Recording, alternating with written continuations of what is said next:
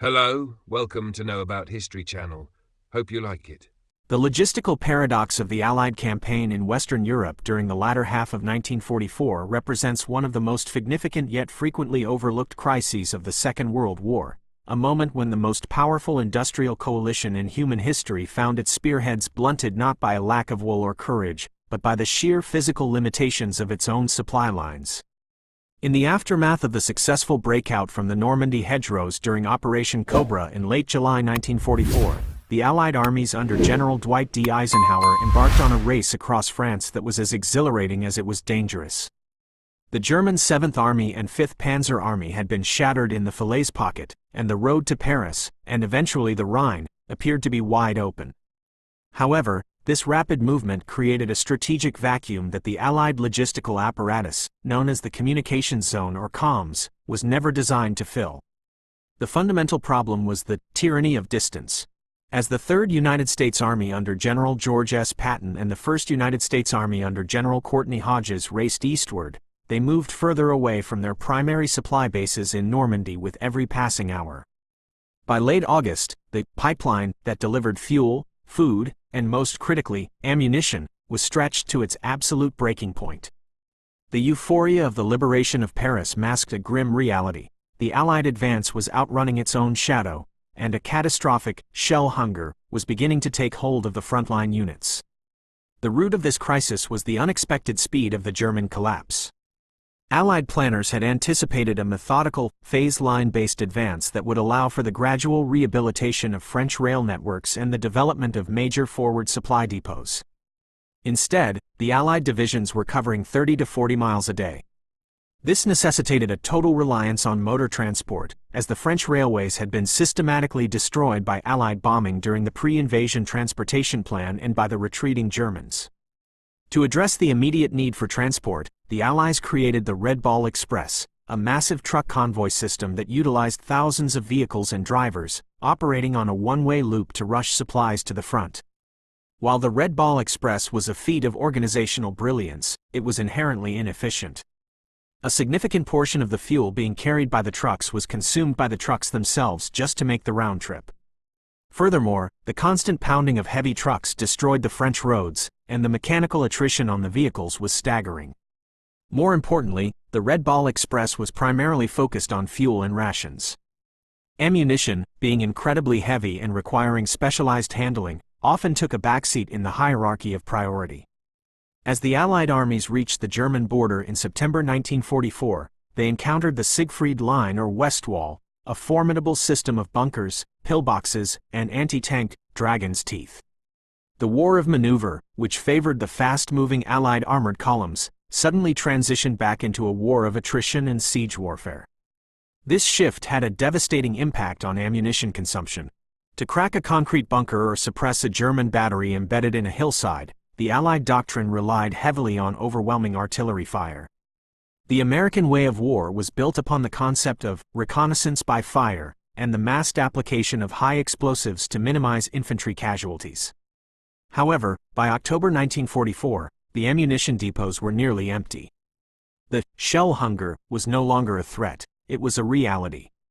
Artillery commanders were forced to implement strict rationing, sometimes limiting a battery to just 2 or 3 rounds per gun per day.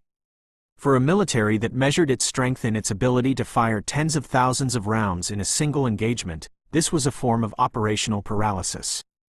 The strategic failure to secure a major port closer to the front lines exacerbated this crisis. The capture of Antwerp in early September by the British 11th Armoured Division was a potential turning point, as it was one of the largest and most modern ports in Europe. However, the port remained useless because the Germans still controlled the banks of the Scheldt estuary, preventing Allied shipping from reaching the docks. General Bernard Montgomery, focused on the daring but ultimately flawed Operation Market Garden, neglected to prioritize the clearing of the Scheldt. This decision proved to be a logistical catastrophe. While the Allies were attempting to leapfrog into Germany from the air, the heavy tonnage of ammunition they needed for a sustained ground offensive was still being offloaded onto the beaches of Normandy or through the single, damaged port of Cherbourg, nearly 500 miles to the west. Every ton of 105mm or 155mm shells had to be hauled across the entirety of France by truck, a process that was slow, labor-intensive, and prone to disruption by the deteriorating autumn weather. The impact on the frontline soldier was immediate and bloody. In the Hurtgen Forest, a dense, rain-soaked nightmare of a battlefield, American divisions were sent into a meat grinder against entrenched German defenders. Without the usual umbrella of overwhelming artillery support, the infantry was forced to engage in brutal, close-quarters combat for every yard of ground. The lack of shells meant that German mortar teams and machine gun nests could operate with relative impunity, as there were no rounds to spare for counter-battery fire. The casualties in the Hurtgen Forest were among the highest of the war, a direct consequence of the ammunition crisis. Similarly, in the Lorraine campaign, Patton's Third Army was forced to slow its advance toward the Saar region because the guns were silent. The Germans, sensing this loss of momentum, were able to reorganize their defenses, turning what could have been a decisive Allied breakthrough into a grinding stalemate that lasted through the winter. The crisis was not merely a matter of transportation, it was also a failure of industrial forecasting. In the summer of 1944, there was a widespread belief in Washington and London that the war in Europe would be over by Christmas. Based on this optimism, the War Production Board in the United States had authorized a drawdown in the manufacturing of heavy artillery shells to prioritize the production of items needed for the Pacific Theater or for the eventual occupation of Germany. This industrial demobilization meant that even as the demand for shells skyrocketed on the Siegfried Line, the actual supply being produced in the factories of the Midwest was declining. When the crisis became apparent in October, it was too late to immediately rectify the situation.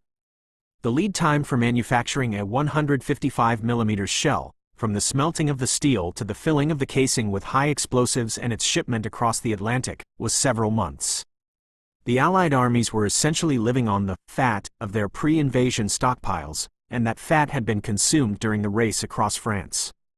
The Battle of the Bulge in December 1944 was, in many ways, the ultimate test of the Allied logistical system during this period of scarcity. Adolf Hitler's offensive was predicated on the belief that the Allied supply lines were overextended and that their reserves of fuel and ammunition were dangerously low. During the initial days of the German breakthrough, Allied units found themselves fighting with their backs against their own supply dumps. At the besieged town of Bastogne, the 101st Airborne Division and elements of the 10th Armored Division were notoriously low on ammunition, forcing gunners to wait until German tanks were within point-blank range before firing. The eventual Allied victory in the Ardennes was achieved through a heroic effort to redistribute the meager supplies that remained. Ordnance officers worked around the clock to reroute convoys through the snow and ice, often coming under direct fire from German patrols. The crisis forced a level of tactical improvisation that redefined the role of the support services, proving that the tail of the army could be just as courageous as the teeth. The resolution of the ammunition crisis only began in late November 1944, when the Battle of the Scheldt finally ended with the clearing of the estuary, allowing the first Allied supply ships to dock at Antwerp. The opening of Antwerp shortened the supply line by hundreds of miles, effectively bypassing the bottleneck of the French roads. At the same time, the repair of the French rail network, spearheaded by the military railway service, allowed for the movement of bulk tonnage that trucks could never match. By early 1945, the ammunition panic in the United States had resulted in a massive resurgence in factory output, and the first of these new shells began to arrive at the front in quantities that allowed for the resumption of high-intensity operations. The Allied crossing of the Rhine in March 1945 was supported by a level of artillery fire that eclipsed anything seen previously in the war, a final, overwhelming display of industrial might that signaled the end of the Third Reich. The historical significance of the 1944 ammunition crisis lies in its demonstration of the limits of mechanized warfare. It proved that an army's operational reach is strictly defined by its logistical capacity, and that a failure to harmonize strategy with supply can lead to strategic failure. The Allied leadership learned a bitter lesson about the dangers of over-optimism and the importance of securing deep water ports. The crisis also highlighted the incredible resilience of the Ordnance Department and the Quartermaster Corps, whose ability to improvise in the face of systemic failure kept the Allied advance from collapsing entirely. The shell hunger of 1944 remains a sobering reminder that in the age of total war, the factory is as much a part of the battlefield as the trench, and the clerk managing a manifest is as vital to victory as the general moving divisions on a map. The technical complexity of the ammunition supply chain further complicated the crisis.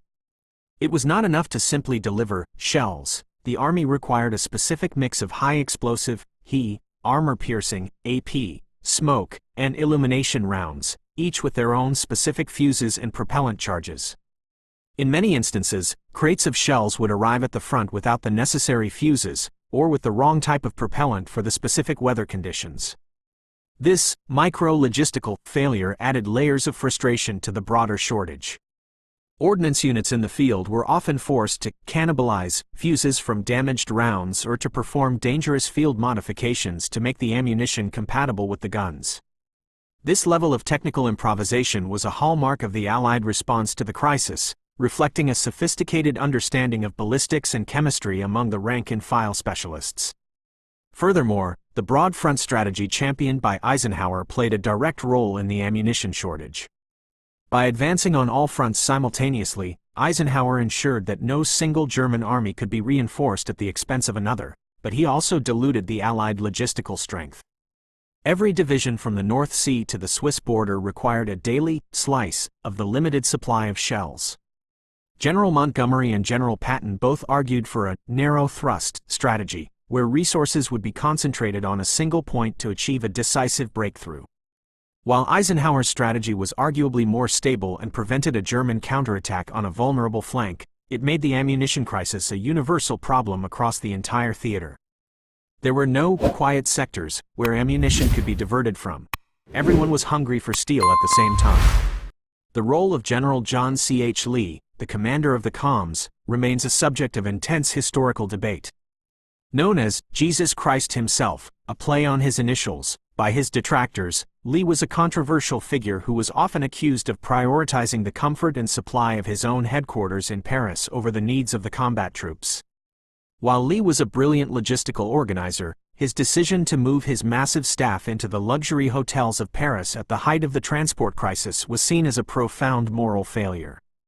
Thousands of trucks and hundreds of tons of fuel were diverted to facilitate this move, resources that many combat commanders believed should have been used to move ammunition to the front. The tension between the combat and service branches of the Army reached a fever pitch during the autumn of 1944, a friction that was exacerbated by the daily reality of the shell rationing. The impact of the crisis on the German perspective is also revealing. Field Marshal Gerd von Rundstedt and other German commanders noted the sudden decrease in Allied artillery activity in October and November. They correctly interpreted this not as a loss of Allied will, but as a logistical failure. This gave the German High Command the confidence to withdraw their most valuable panzer divisions from the front lines to refit them for the Ardennes offensive. In a very real sense, the Allied ammunition crisis provided the breathing room that the Germans needed to launch their last great gamble of the war. Had the Allied guns remained as active in October as they had been in August, the German army likely would not have had the capacity to assemble the forces necessary for the Battle of the Bulge. The human element of the crisis can be seen in the diaries and letters of the artillerymen themselves. Men who had been trained to believe in the absolute superiority of Allied firepower were suddenly forced to watch as German infantry moved across open fields, unable to fire because they were down to their last 5 rounds. The psychological toll of being unable to support the doughboys in the foxholes was immense. Artillery officers spoke of the shame of being silent while the infantry was being decimated. This shared experience of scarcity forged a grim bond between the branches, but it also left a legacy of resentment toward the logistical masters in the rear who seemed unable to solve the problem. The industrial rebound of early 1945 was a testament to the sheer scale of the arsenal of democracy. Once the ammunition panic took hold, the U.S. government utilized the Defense Plant Corporation to reopen mothballed factories and to build new ones in record time. Women, who had already been a major part of the workforce, took on even more grueling shifts in the shell-filling plants. The logistical chain was also modernized, with the introduction of palletization and more efficient cargo handling techniques that reduced the time it took to move a shell from the factory floor to the ammunition supply point, ASP, in Europe. The lesson learned was that, just-in-time, delivery was a recipe for disaster in war. What was needed was a just-in-case surplus. In the final analysis, the ammunition crisis that nearly stopped the Allied advance was a conflict within a conflict, a war of tonnage, transport, and time. It was a crisis that tested the unity of the Allied command, the resilience of the industrial base, and the endurance of the individual soldier. While the Allies eventually overcame the shell hunger, the cost in time and human lives was profound. The war in Europe lasted several months longer than it might have if the logistical pipe had been widened sooner. The silent guns of the autumn of 1944 remain a powerful symbol of the fact that in the era of industrial slaughter, the most important victory is often the one won in the ledger and on the loading dock. The Allied advance was not stopped by the enemy's steel, but by the absence of its own, a historical lesson in the absolute primacy of logistics in the conduct of modern war. The structural issues within the Allied logistical framework also pointed toward a lack of coordination between the Army Service Forces, ASF, in the United States, led by Lieutenant General Brian Somervell, and the theater-level commanders. Somervell was a proponent of centralized control and rigorous efficiency, but his office often lacked a clear picture of the shifting tactical requirements in Europe. For instance, the ASF continued to ship anti-aircraft ammunition in massive quantities long after the Luftwaffe had ceased to be a major threat, taking up valuable space on ships and trucks that could have been used for the much-needed 105mm He rounds. This momentum of the bureaucracy meant that the supply chain was often delivering what had been ordered 6 months ago, rather than what was needed yesterday. The inability to pivot the industrial and logistical focus quickly was a significant factor in the duration of the crisis. The geography of the French interior also played a role. The bottleneck at the Avranches corridor, the narrow gateway through which all supplies had to pass to enter the French interior, was a constant source of congestion. A single accident or a localized German airstrike could stop the flow of supplies for hours. The Allies also struggled with the theft of transport. Combat commanders would often hijack truck convoys intended for other units or for higher-level depots to ensure their own troops were supplied. This cannibalization of the logistical system by the very people it was intended to serve created a chaotic and unpredictable environment that made accurate forecasting nearly impossible. The crisis also forced a rethink of Allied air-ground cooperation.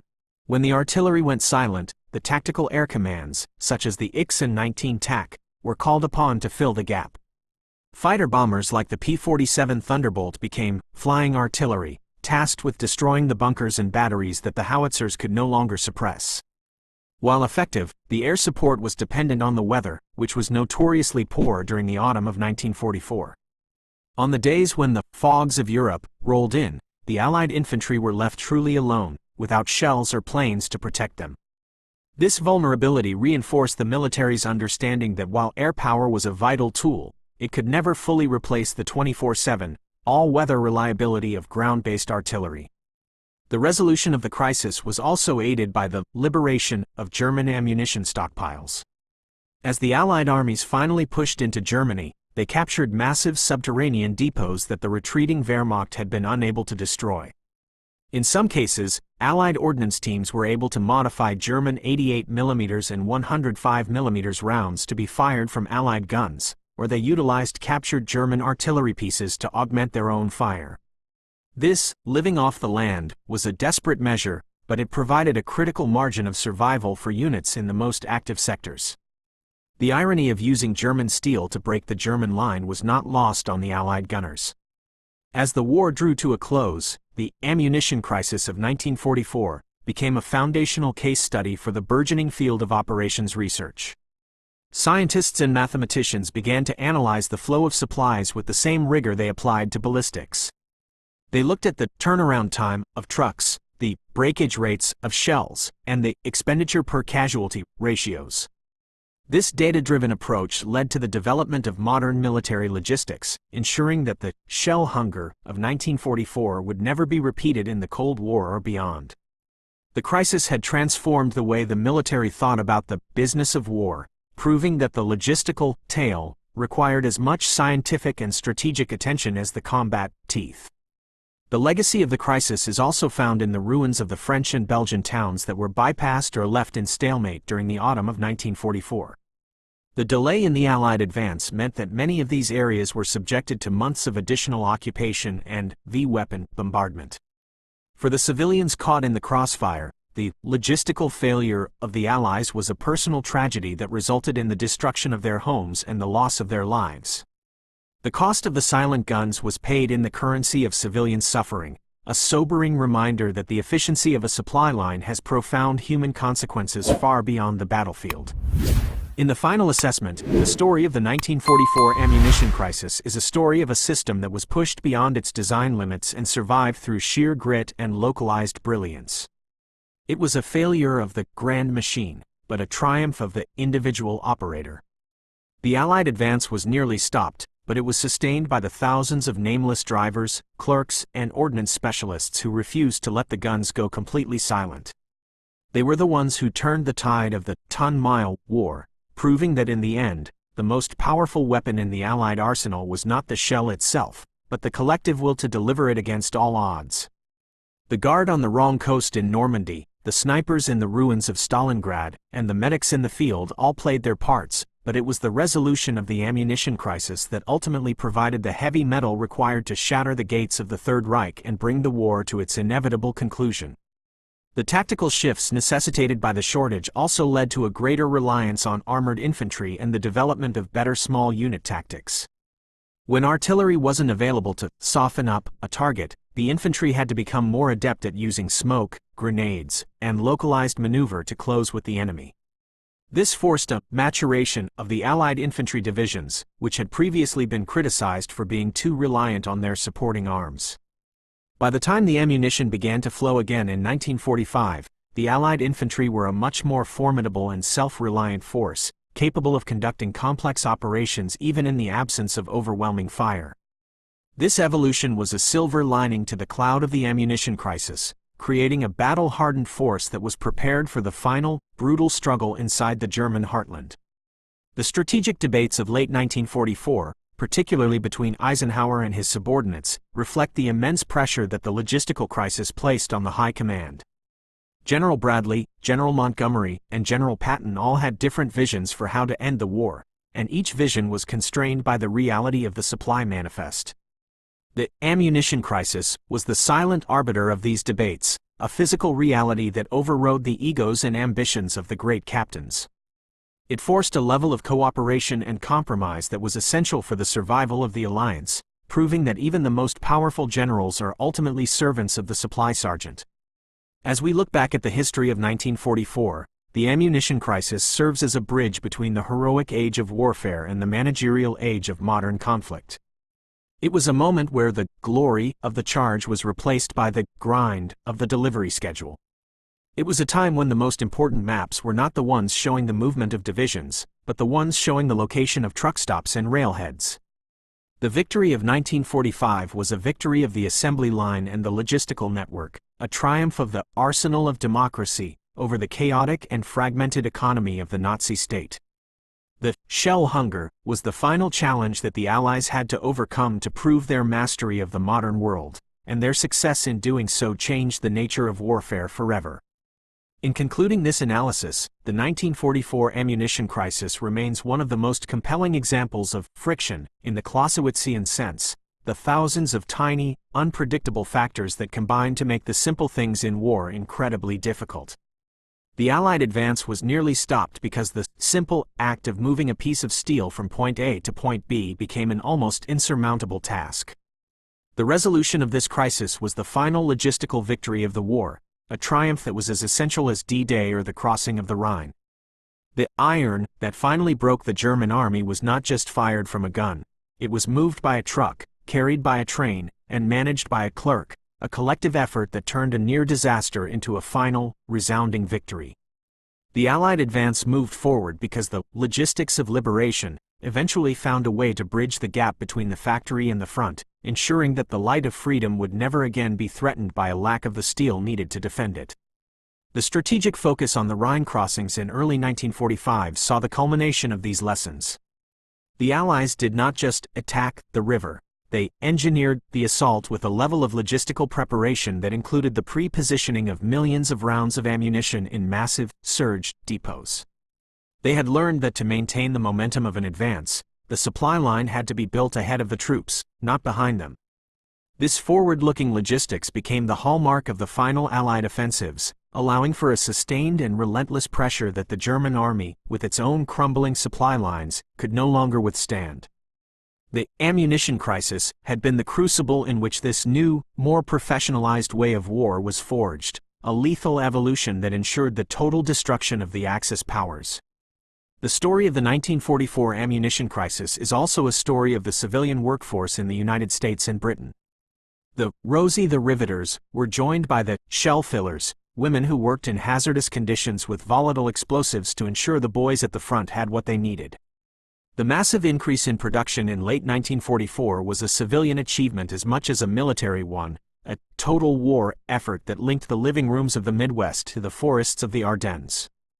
The shell hunger was a shared burden that, once recognized, was met with a shared determination to overcome.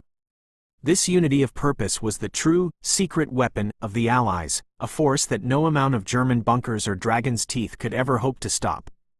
The final irony of the crisis is that the very speed of the Allied victory in 1945 was made possible by the lessons learned during the stall of 1944. The efficiency of the Antwerp-based supply system and the revitalized rail networks meant that when the breakout from the Rhine finally occurred, the Allied armies never again faced a shortage of ammunition. They raced across Germany with a logistical tail that was as fast as their armored teeth, a perfect synchronization of power and supply that brought the war to a swift and decisive end. The crisis had been a necessary, if painful, transition to a higher level of military capability, a lesson in the absolute necessity of the boring aspects of war for the achievement of the heroic ones. The ammunition crisis that nearly stopped the Allied advance ended by making that advance unstoppable, a paradox of history that remains as relevant today as it was in the mud and the blood of 1944. The depth of the historical record, from the files of the comms to the personal papers of the soldiers in the field, confirms that the ammunition crisis was a multifaceted catastrophe that required a multifaceted solution. It was a crisis of ports, a crisis of trucks, a crisis of factories, and a crisis of command. But above all, it was a crisis of distance, the physical gap between the heart of the arsenal of democracy and the front lines of the fight for freedom. The closing of that gap was the greatest logistical achievement of the war, a silent victory that allowed the loud guns of the Allied armies to finish the job and liberate a continent. The wrong coast was guarded by Hitler's shadows, the ruins were held by snipers, and the survival rates were turned upside down by medics, but it was the bullets and shells that finally cleared the path to peace.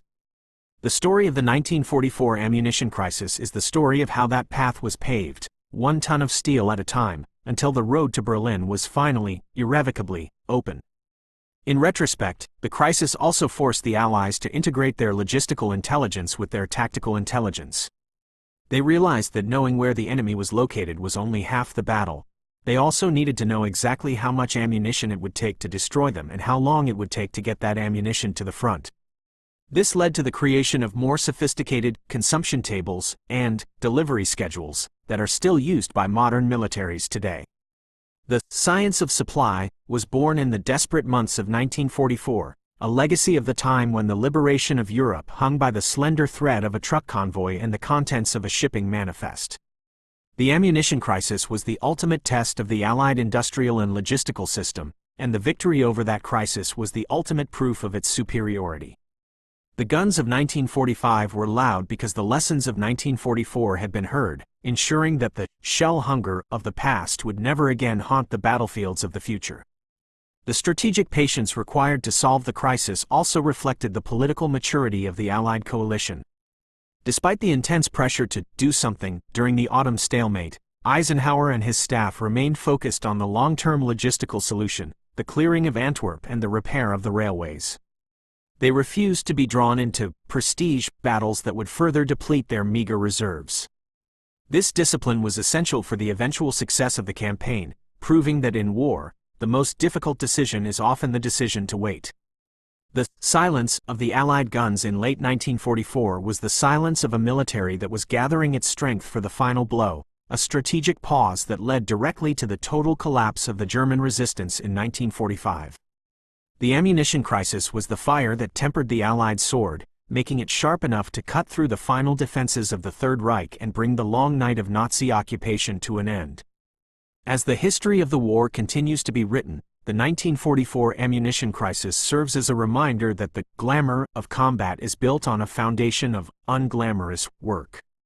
The truck driver, the dock worker, the factory hand, and the supply clerk were the heroes of the 1944 crisis, the people who kept the arsenal of democracy functioning when it was at its most vulnerable. Their contribution was measured not in medals or territory, but in the steady flow of crates that eventually reached the front. They were the ones who turned the hunger into a feast and the stall into a race, a collective effort that remains one of the greatest organizational achievements in the history of human endeavor. The ammunition crisis that nearly stopped the Allied advance was, in the end, the crisis that proved the Allies could never be stopped. The final word on the crisis must go to the soldiers who lived it, the men who stood in the rain of the Hurtgen forest or the snow of the Ardennes, waiting for the sound of their own artillery. For them, the ammunition crisis was not a logistical problem, it was a matter of life and death. When the shells finally arrived in 1945, they brought more than just destructive power. They brought the hope of a quick end to the war and a return to the homes they had left behind. The iron that fell on Germany in the spring of 1945 was the physical manifestation of a nation's promise to its soldiers that they would never again have to fight alone. The resolution of the 1944 ammunition crisis was the fulfillment of that promise, a triumph of the human spirit and the industrial will that secured the future of the free world. The story of the crisis is the story of how the Allies found their voice again, a voice that spoke in the thunder of 1,000 guns and the final, resounding crack of victory.